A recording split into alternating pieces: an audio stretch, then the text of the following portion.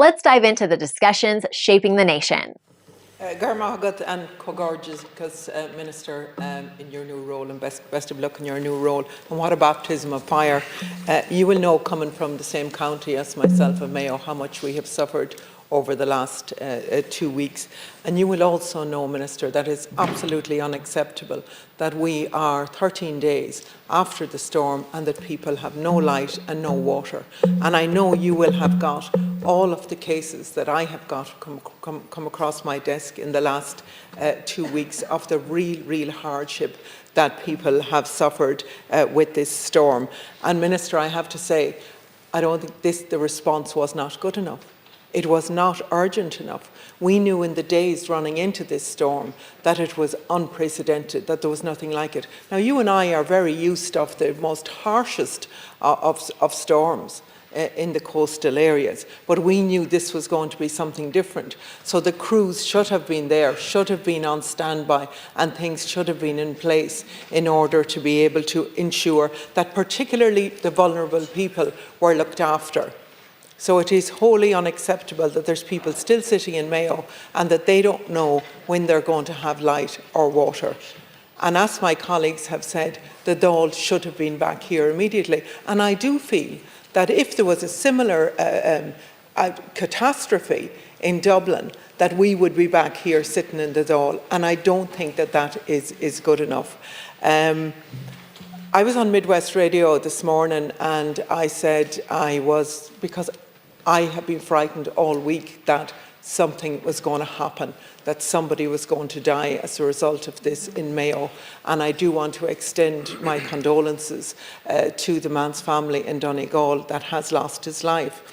But very shortly after this, somebody from our own constituency rang me to describe to me how the equipment that his father was using couldn't be used. The mattress, the sleep apnea, the several other pieces of equipment, they couldn't be. And when he went then to take his father to the doctor, he died in front of him. And that is the tragedy of it. And that is how urgent this is. And this is why I cannot understand why the army wasn't brought in either, Minister. I cannot. From day one, we have defence personnel there. They should be trained in all of these things if they're not trained in it.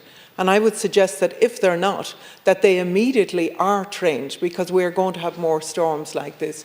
So we didn't have the army in. We didn't have the Dáil come back.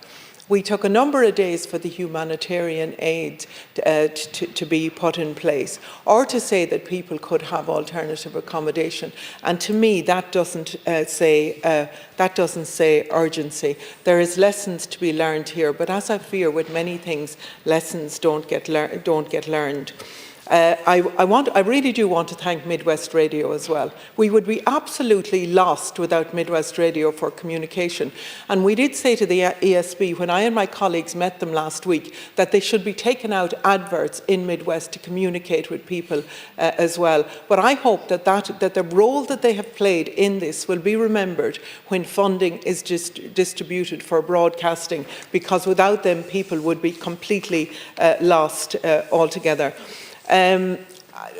We talked about farmers earlier on. We absolutely have to get farmers' sheds replaced as well. So many of these farmers, as again you will know, are already waiting for their acres payments. And on top of this now they have no sheds. So many farmers have lost fodder. I hear of another oyster farm that have lost 160,000 worth of equipment and products there as well. We cannot be sitting back. We have to put these schemes in place, but the schemes have to be accessible and we have to get rid of the bureaucracy with it. The fact that Éowyn don't have generators is absolutely crazy, and that has to be fixed. But not only Éowyn as well, with the group water schemes as well, and there has to be funding made available for this. Now, one thing it has laid absolutely bare is that Mayo and rural Ireland has been neglected, and how the ESB and how EirGrid have been led away by governments with not making the investments that needed to be made. And I would say again with EirGrid, we asked them so many times years ago, going back to when I was in the council, to put some of those lines underground. They told barefaced lies when they told us that it couldn't be done, even though we knew from other countries that it could be done. So there are many things to be learned from this, and we need action on it. But the most immediate action we need is for water and for electricity to be reinstated within hours to the areas that it hasn't been, particularly in Mayo. Like, share, and subscribe, and let us know your thoughts in the comments. We'd love to hear from you.